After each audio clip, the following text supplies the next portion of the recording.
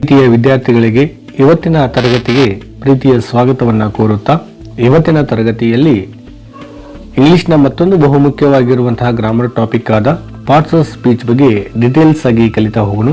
ಬಹಳಷ್ಟು ವಿದ್ಯಾರ್ಥಿಗಳು parts of speech ಬಗ್ಗೆ ವಿಡಿಯೋನ ಮಾಡ್ರಿ ಸರ್ ಅಂತ ಹೇಳ್ತಾ ಇದ್ರಿ. ಇವತ್ತಿನ ತರಗತಿಯಲ್ಲಿ ಪಾರ್ಟ್ಸ್ ಆಫ್ ಸ್ಪೀಚ್ ಬಗ್ಗೆ ವಿಡಿಯೋನ ಮಾಡ್ತಾ ಇದ್ದೀನಿ. ಹಾಗಾದರೆ ಪಾರ್ಟ್ಸ್ ಆಫ್ ಸ್ಪೀಚ್ ಅಂತಂದರೆ ಏನು? ಪಾರ್ಟ್ಸ್ ಆಫ್ ಸ್ಪೀಚ್ ಅಂತಂದರೆ ವಾಕ್ಯದ ಭಾಗಗಳು ಅಂತ ಕರಿತೀವಿ ಅಥವಾ ಮಾತಿನ ಬಗೆಗಳು ಅಂತ ಕರಿತೀವಿ ನಾವು. ಈ parts of speech are the different kinds of words in a sentence. Each word in a sentence has a specific function or job. These group of words are called parts of speech. ಅಂತಂದ್ರೆ ಒಂದು ವಾಕ್ಯದಲ್ಲಿ ಬಳಸುವ ಪದಗಳು ಅವುಗಳ ಕೆಲಸದ ಆಧಾರದ ಮೇಲೆ ವಿಭಜಿಸಿದಾಗ ಅವುಗಳನ್ನ ಪಾರ್ಟ್ಸ್ ಆಫ್ ಸ್ಪೀಚ್ ಅಂತ ಕರಿತೀವಿ. ಅಂದ್ರೆ ಒಂದು ವಾಕ್ಯದಾಗ ಬಹಳಷ್ಟು ಪದಗಳಿರ್ತಾವ, ಆ ಪದಗಳು ಬೇರೆ ಬೇರೆ ಕೆಲಸವನ್ನ ಮಾಡ್ತಿರ್ತಾವ. ಆ ಬೇರೆ ಬೇರೆ ಕೆಲಸಗಳನ್ನ ಮಾಡ್ತಾ ಇರುವಂತಹ ಪದಗಳಿಗೆ ನಾವು ಪಾರ್ಟ್ಸ್ ಆಫ್ ಸ್ಪೀಚ್ ಅಂತ ಕರಿತೀವಿ. ಹಾಗೆ ಕೈಂಡ್ಸ್ ಆಫ್ ಪಾರ್ಟ್ಸ್ ಆಫ್ ಸ್ಪೀಚ್ಗಳು ಯಾವ್ಯಾವ? ಪಾರ್ಟ್ಸ್ ಆಫ್ ಸ್ಪೀಚ್ಗಳನ್ನ ಒಟ್ಟಾರೆಯಾಗಿ ನಾವು 8 ರೀತಿಯಾಗಿ ನೋಡ್ತೀವಿ. ಆ 8 ರೀತಿಯಾಗಿ ಪಾರ್ಟ್ಸ್ ಆಫ್ ಸ್ಪೀಚಲ್ಲಿ ಮೊದಲನೇ ರೀತಿ ಯಾವುದಪ್ಪ ಅಂತಾರೆ ನೌನ್ ಅಂತ ನಾವು ಕರಿತೀವಿ. ನಿಮ್ಗೆಲ್ಲರಿಗೂ ಕೂಡ ಗೊತ್ತಿರುವಂಥದ್ದು ನೌನ್ ಅಂತಂದ್ರೆ ನಾಮಪದ ಅಂತ. A noun is the naming of person, place, animal R thing. ಅಂದ್ರೆ ಒಬ್ಬ ನಿರ್ದಿಷ್ಟ ವ್ಯಕ್ತಿಗೆ, ಸ್ಥಳಕ್ಕೆ, ಪ್ರಾಣಿಗೆ ಮತ್ತು ವಸ್ತುವಿಗೆ ನಾವು ಕೊಟ್ಟಂತ ಹೆಸರನ್ನ ನಾವು ಇಲ್ಲಿ ನಾಮಪದ ಅಂತ ಕರಿತೀವಿ. ಫಾರ್ ಎಕ್ಸಾಂಪಲ್ ಆಗಿ ಹೇಳಬೇಕು ಅಂತಂದ್ರೆ ರಾಮ್ ಆಗಲಿ, ಸ್ಕೂಲ್ ಆಗಲಿ, ಡಾಗ್ ಆಗಲಿ, ಬುಕ್ ಆಗಲಿ, ಅಂದ್ರೆ ಭೂಮಿ ಮೇಲೆ ಇರುವಂತ ಪ್ರತಿಯೊಂದು ಜೀವರಾಶಿಗೂ ಒಂದಲ್ಲ ಒಂದು ಹೆಸರು ಇರ್ತದ. ಆ ಹೆಸರನ್ನ ನಾವು ಇಲ್ಲಿ ಒಟ್ಟಾರೆಯಾಗಿ ನಾಮಪದ ಅಂತ ಕರಿತೀವಿ. ಹಾಗಾದ್ರೆ ಎಕ್ಸಾಮ್ ಅಲ್ಲಿ ನಿಮ್ಗೆ ಯಾವ ರೀತಿ ಪ್ರಶ್ನೆಯನ್ನ ಕೇಳ್ತಾನಪ್ಪ ಅಂತಂದ್ರೆ, Ram is reading a book ಅಂತ ಒಂದು ಸೆಂಟೆನ್ಸ್ ಅನ್ನ ಕೊಟ್ಟು ರಾಮ್ಗೆ ಅಂಡರ್ಲೈನ್ ಮಾಡ್ತಾನ. ಆ ಅಂಡರ್ಲೈನ್ ಮಾಡಿರುವಂತಹ ರಾಮ್ ಅನ್ನುವಂತಹ ಪದ ಪಾರ್ಟ್ಸ್ ಆಫ್ ಸ್ಪೀಚ್ ಅಲ್ಲಿ ಏನಾಗುತ್ತಾ ಅಂತ ಕೇಳ್ತಾನೆ. ಆಗ ನಿಮ್ಮ ಉತ್ತರ ನೌನ್ ಆಗುತ್ತಾ ಅಂತ ಬಂತಂದ್ರೆ ನೀವು ಖಂಡಿತವಾಗಿಯೂ ಒಂದು ಅಂಕವನ್ನು ಗಳಿಸಬಹುದು. ಹಾಗೆ ಕೈಂಡ್ಸ್ ಆಫ್ ನೌನ್ಗಳು ಯಾವ್ಯಾವ? ನಾಮಪದದ ವಿಧಗಳು ಬಹಳ ಮುಖ್ಯವಾಗಿರುವಂಥದ್ದು. ನಾಮಪದ ವಿಧಗಳನ್ನ ಕಲಿತಾ ಹೋಗೋಣ. First kinds of noun proper noun ಅಂತ ನಾವು ಇಲ್ಲಿ ಕರಿತೀವಿ. ಅದನ್ನ ನಾವು ಕನ್ನಡದಲ್ಲಿ ಅಂಕಿತ ನಾಮಪದ ಅಂತ ಕರಿತೀವಿ. A proper noun is the name of particular person, place or thing. It always begins with a capital letter. ಅಂದ್ರೆ ನಿರ್ದಿಷ್ಟ ವ್ಯಕ್ತಿ, ಸ್ಥಳ ಅಥವಾ ವಸ್ತುವಿನ ಹೆಸರನ್ನ ಸೂಚಿಸುವ ಪದವನ್ನ ನಾವು ಅಂಕಿತ ನಾಮಪದ ಅಥವಾ ವಿಶೇಷ ನಾಮಪದ ಅಂತ ಕರಿತೀವಿ. ಅಂದ್ರೆ ನಾವು ಕೊಟ್ಟಂತ ಹೆಸರು ಒಬ್ಬ ವ್ಯಕ್ತಿಗಾಗಲಿ, ಒಂದು ಸ್ಥಳಕ್ಕಾಗಲಿ, ಒಂದು ವಸ್ತುವಿಗಾಗಲಿ ನಾವು ನೀಡಿದಂತಹ ಹೆಸರನ್ನ ಇಲ್ಲಿ ಪ್ರಾಪರ್ ನೌನ್ ಅಂತ ಕರಿತೀವಿ, ಅಂಕಿತ ನಾಮಪದ ಅಂತ ಕರಿತೀವಿ. ಫಾರ್ ಎಕ್ಸಾಂಪಲ್ ರಮೇಶ್ ಆಗಲಿ, ಇಂಡಿಯಾ ಆಗಲಿ, ಬೆಂಗಳೂರು ಆಗಲಿ, ಮಂಡ್ಯ ಆಗಲಿ, ಇವು ಹಿಂದಿಂದ ಬಂದಿರುವಂಥದ್ದಲ್ಲ. ಒಬ್ಬ ವ್ಯಕ್ತಿ ಇವಷ್ಟು ರಮೇಶ್ ಅನ್ನುವಂಥದ್ದಾಗಲಿ, ಇಂಡಿಯಾ ಅನ್ನುವಂಥದ್ದಾಗಲಿ, ಬೆಂಗಳೂರು ಅನ್ನುವಂಥದ್ದಾಗಲಿ, ಮಂಡ್ಯ ಅನ್ನುವಂಥದ್ದಾಗಲಿ ನಾವು ಸೃಷ್ಟಿ ಮಾಡಿಕೊಂಡಿರುವಂಥ ಹೆಸರು, ನಾವು ಕೊಟ್ಟಂತ ಹೆಸರು. ಅದಕ್ಕೆ ನಾವು ಇದನ್ನ ಅಂಕಿತ ನಾಮಪದ ಅಂತ ನಾವು ಕರಿತೀವಿ. ಇಲ್ಲಿ ಇನ್ನ ಸೆಂಟೆನ್ಸ್ ಅಲ್ಲಿ ಹೇಳ್ಬೇಕು ಅಂದ್ರೆ Ramesh is lives in Bengaluru ಅಂತ. ಇಲ್ಲಿ ರಮೇಶ್ ಮತ್ತು ಬೆಂಗಳೂರು ಅನ್ನುವಂಥದ್ದು ಪ್ರಾಪರ್ ನೌನ್ ಆಗ್ತಾವ. ಇನ್ನು ನೆಕ್ಸ್ಟ್ ಕೈಂಡ್ ಆಫ್ ನೌನ್ ಅನ್ನ ನಾವು ನೋಡೋದಾದ್ರೆ ಕಾಮನ್ ನೌನ್ ಅಂತ ಇಲ್ಲಿ ಕರಿತೀವಿ, ಸಾಮಾನ್ಯ ನಾಮಪದ ಅಂತ ಕರಿತೀವಿ. ಕನ್ನಡದಲ್ಲಿ ಮತ್ತೊಂದು ಹೆಸರು ಅದೇ, ಇದಕ್ಕೆ ರೂಢ ನಾಮಪದ ಅಂತಾನೂ ಕೂಡ ಕರಿತೀವಿ.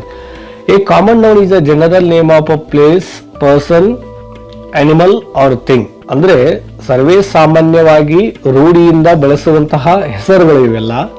ಸಾಮಾನ್ಯವಾಗಿ ಬಳಸುವ ವ್ಯಕ್ತಿ, ಸ್ಥಳ, ಪ್ರಾಣಿ ಅಥವಾ ವಸ್ತುವಿನ ಹೆಸರನ್ನ ನಾವು ಸಾಮಾನ್ಯ ನಾಮಪದ ಅಥವಾ ರೂಢ ನಾಮಪದ ಅಂತ ಕರಿತೀವಿ. ಫಾರ್ ಎಕ್ಸಾಂಪಲ್ ಬಾಯ್ ಆಗಲಿ, ಸಿಟಿ ಆಗಲಿ, ಟೀಚರ್ ಆಗಲಿ, ಬುಕ್ ಆಗಲಿ, ಇವುಗಳು ರೂಢಿಯಿಂದ ಬಂದಿರುವಂತಹ ಹೆಸರುಗಳು.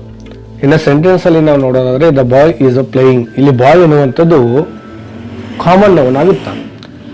ನೆಕ್ಸ್ಟ್ ಕೈಂಡ್ ಆಫ್ ನೌನ್ ಅನ್ನ ನೋಡೋದಾದ್ರೆ ಕಲೆಕ್ಟಿವ್ ನೌನ್ ಅಥವಾ ಸಮೂಹ ನಾಮಪದ ಅಂತ ನಾವು ಕರಿತೀವಿ. A collective noun is the name of group of people, animal R thing.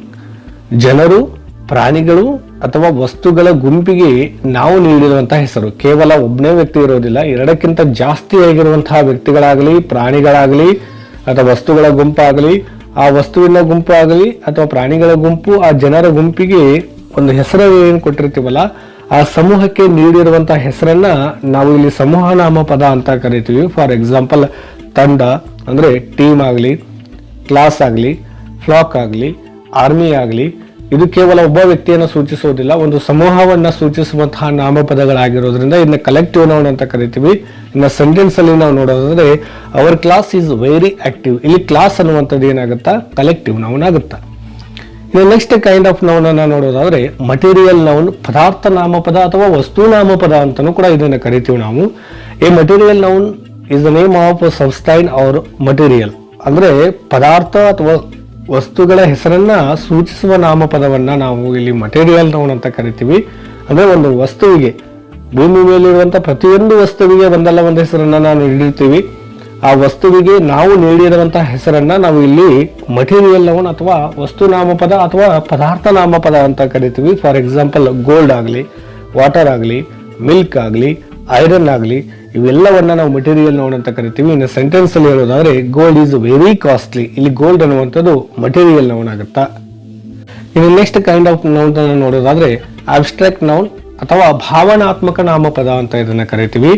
And abstract noun is the name of quality, feeling, idea or state which we cannot see or touch. ಅಂದ್ರೆ ಕಾಣಲು ಅಥವಾ ಮುಟ್ಟಲು ಸಾಧ್ಯವಾಗದ ಗುಣ, ಭಾವನೆ ಅಥವಾ ಸ್ಥಿತಿಯನ್ನು ಸೂಚಿಸುವ ಪದವನ್ನ ಭಾವನಾತ್ಮಕ ನಾಮಪದ ಎಂದು ಕರೆಯುತ್ತೀವಿ ನಾವು. ಅಂದ್ರೆ ಯಾವ ಭಾವನೆಗಳನ್ನ ಮುಟ್ಟೋಕ್ ಸಾಧ್ಯವಾಗುವುದಿಲ್ವೋ, ಯಾವ ಭಾವನೆಗಳನ್ನ ನೋಡೋಕ್ ಸಾಧ್ಯವಾಗುವುದಿಲ್ವೋ, ಒಬ್ಬ ವ್ಯಕ್ತಿಯ ಗುಣ, ಭಾವನೆ ಅಥವಾ ಸ್ಥಿತಿಯನ್ನ ನಾವು ಇಲ್ಲಿ ಅಬ್ಸ್ಟ್ರಾಕ್ಟ್ ನೌನ್, ಭಾವನಾತ್ಮಕ ನಾಮಪದ ಅಂತ ಕರಿತೀವಿ. ಫಾರ್ ಎಕ್ಸಾಂಪಲ್ ಹಾನೆಸ್ಟಿ ಆಗಲಿ, ಹ್ಯಾಪಿನೆಸ್ ಆಗಲಿ, ಲವ್ ಆಗಲಿ, ಬ್ರೇವರಿ ಆಗಲಿ, ಇವುಗಳನ್ನ ನಾವು ಭಾವನಾತ್ಮಕ ನಾಮಪದ ಅಂತ ಕರಿತೀವಿ. ಇನ್ನು ಸೆಂಟೆನ್ಸ್ ಅಲ್ಲಿ ಹೇಳೋದಾದ್ರೆ honesty is very best policy, ಅಂದ್ರ ಹಾನೆಸ್ಟಿ ಇಲ್ಲಿ ಅಬ್ಸ್ಟ್ರಾಕ್ಟ್ ನೌನ್ ಆಗುತ್ತಾ. ಆತ್ಮೀಯ ವಿದ್ಯಾರ್ಥಿಗಳಿಗೆ ಇದಿಷ್ಟು ಇವತ್ತಿನ ತರಗತಿಯಲ್ಲಿ ಪಾರ್ಟ್ಸ್ ಆಫ್ ಸ್ಪೀಚ್ ಅಂತಂದ್ರೆ ಏನು, kinds of parts of speech ಅಲ್ಲಿ ಇವತ್ತಿನ ತರಗತಿಯಲ್ಲಿ ನೌನ್ ಅನ್ನುವಂತಹ ಪದವನ್ನ ನಾವು ನೋಡಿದ್ವಿ. ಅದಷ್ಟೇ ಅಲ್ಲ, ಕೈಂಡ್ಸ್ ಆಫ್ ನೌನ್ ಅನ್ನುವಂಥದ್ದು ಕೂಡ ನೋಡಿದ್ವಿ. ಮುಂದಿನ ತರಗತಿಯಲ್ಲಿ ಮತ್ತೊಂದು ಪಾರ್ಟ್ಸ್ ಆಫ್ ಸ್ಪೀಚ್ ನ ಬಹುಮುಖ್ಯವಾಗಿರುವಂತಹ ಟಾಪಿಕ್ ಪ್ರೊನೌನ್ ಬಗ್ಗೆ ಡಿಸ್ಕಸ್ ಮಾಡ್ತಾ ಹೋಗೋಣ. ಎಲ್ಲರೂ ನನ್ನ ಚಾನೆಲ್ ಅನ್ನ ಸಬ್ಸ್ಕ್ರೈಬ್ ಮಾಡ್ಕೊಳ್ಳಿ. ಹೀಗೆ ನಿಮ್ಮ ಸಪೋರ್ಟ್ ಇರಲಿ. ಎಲ್ಲರಿಗೂ ಒಳ್ಳೆಯದಾಗಲಿ. ಧನ್ಯವಾದಗಳು.